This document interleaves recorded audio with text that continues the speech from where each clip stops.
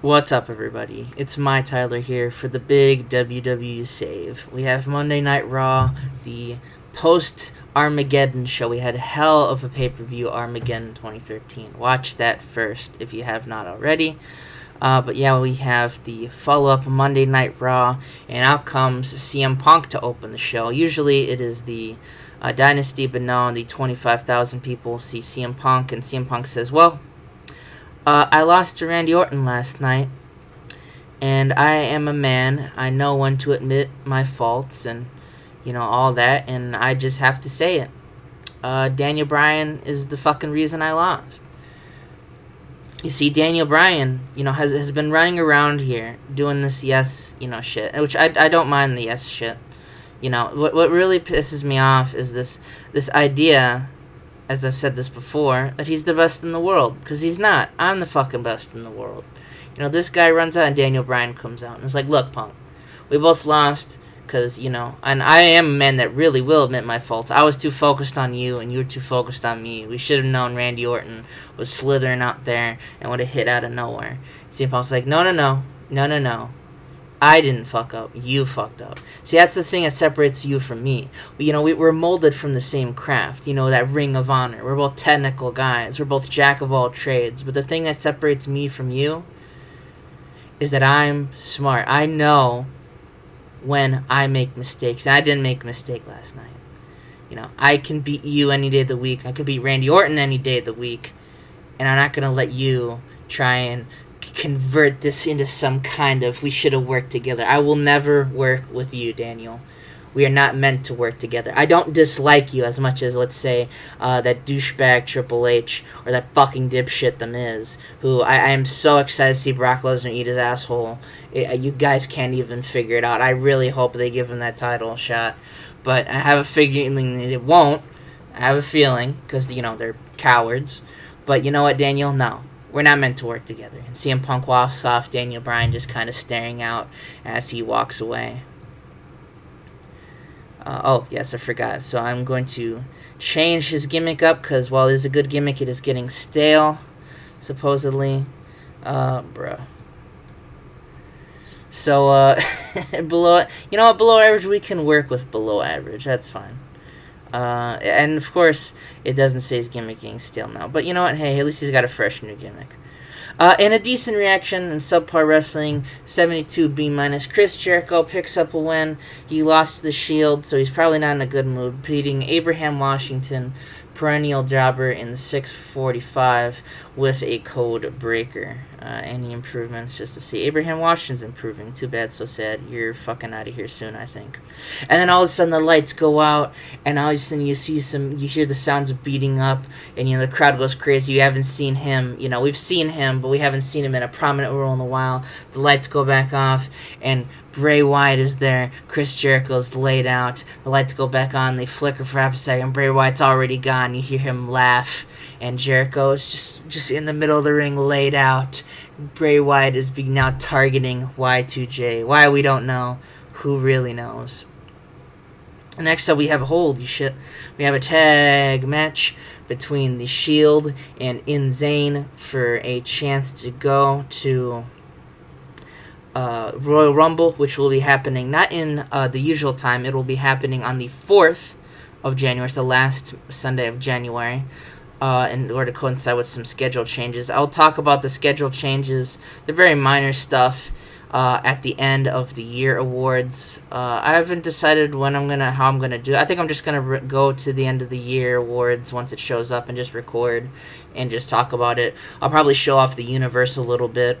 And yeah, that'll be it. But right now, the Shield pick up the win when Dean Ambrose hits Dirty Deeds in a 95A star match against Ingame, and that tag chemistry works fucking wonders. And yeah, also during this match, Dolph Ziggler is on commentary. Watching this, his partner Ted DiBiase will be in action tonight on Raw in singles action against Chris Hero. As a fun little matchup there. And next up, we have a decent match between AJ Lee and Kaylee Von Scarlett. AJ Lee picking up the convincing win 11:53 with a Shining Wizard. And after that, she gets on the mic and she just says, "All right, the Coven, I get it. You do the spooky shit. You do the blood. You do your witches. I get it. I honestly do. It's a gimmick. It's one big shitty gimmick. The gimmick itself is not shitty, but it's a shitty gimmick because you're using it. It's like the Bellas, who have fought many, many times before. They come together, and I don't think she has fought the Bellas a lot. As I brought them back in, fuck it, who cares? She just, she says, you're hiding behind this gimmick because you can't fucking wrestle. I am a women's wrestler. You are the Divas champion. I'd like to change the name of the belt, but you know what? If I have to beat the shit out of you in order to get to that level, that's fucking fine. I am going to destroy you, Astrid. I'm going to murder you in that squared circle. Because, again, I am a wrestler, and you are just a wannabe fake goth. She throws the mic down. She skips away. She was probably pissed off. I'd imagine she turns happy again as she skips. Kind of that, gimmick thing that they had going there. But next up, we see on the video, we see that the Dynasty will respond to Brock Lesnar tonight after the main event. Brock clearly wants a shot at the WWE title, and he will try and, we'll see what happens, how that goes out. And next up, we see Yujiro Takahashi. He's chilling like a villain, bitches all over his dick, as usual. He did not get his U.S. title back, but you know what? It's all good. He's chilling. He's vibing. And in comes Evan Bourne, and he's all...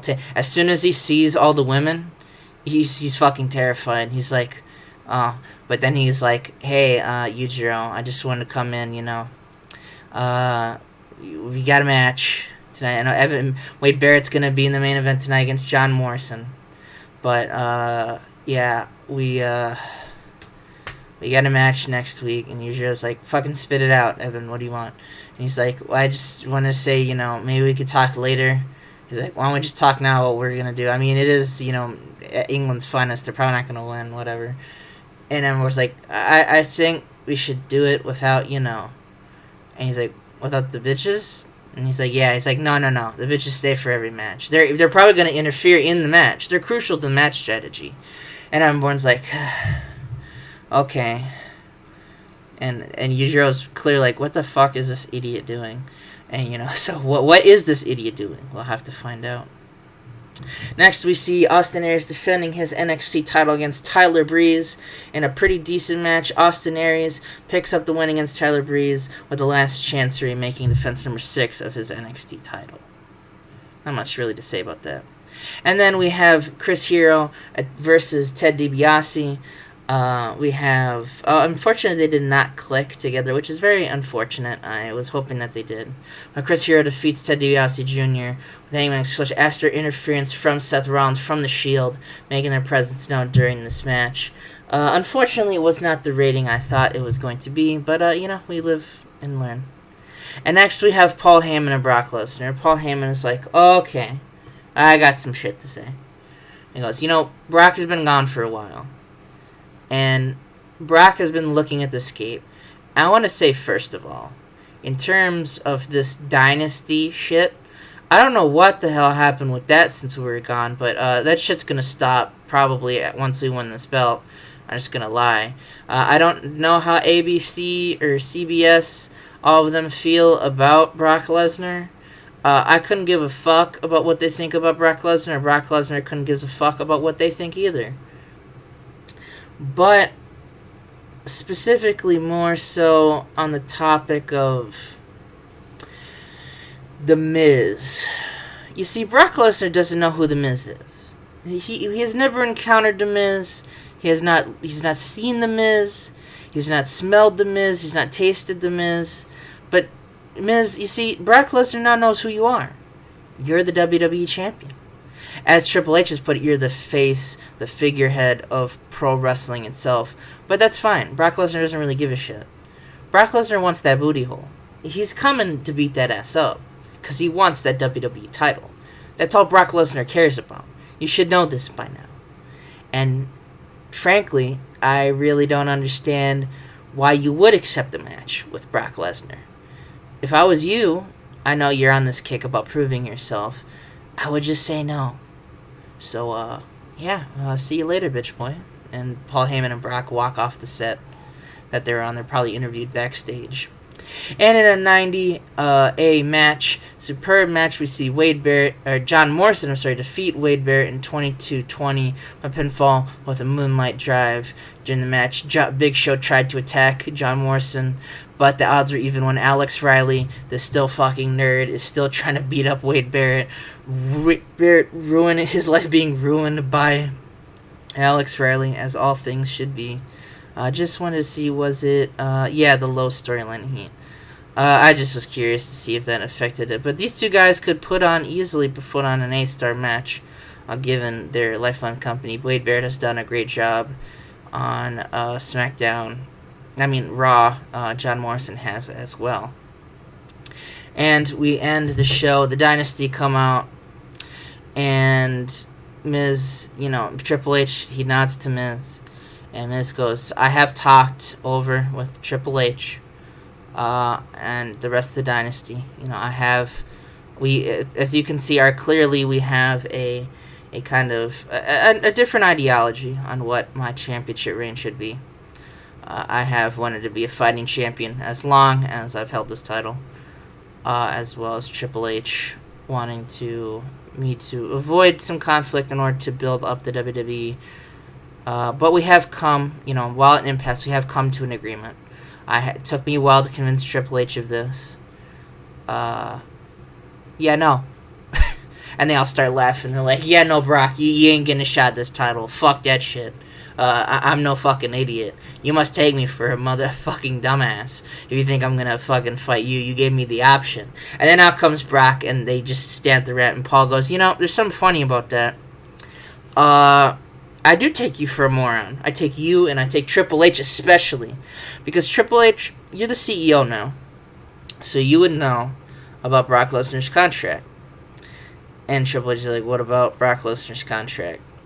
And he goes, see, I, being the shrewd businessman I am, that might not be offensive since he's Jewish, and they kind of portray him like that, but I don't think so. I don't know, that's just a hot take. But, no, I'm just fucking with you. He goes, you know what? The thing is when I made Brock Lesnar's contract, I specifically put in a clause. And this clause is ironclad. So I know you're going to run back there and try to find a way out of it, but it's not. And that's that when Brock Lesnar wants a fucking title shot, he gets a fucking title shot. I get to choose how the title shots work. Brock Lesnar gets to choose how the title shots work. And, we're fair with this. We're not just going to, every fucking week a title match. No, Brock Lesnar's smarter than that. He knows when to pick his chances. Kofi Kingston's title reign was I'll give this as well. Kofi Kingston is a way better athlete than The Miz ever was and will be.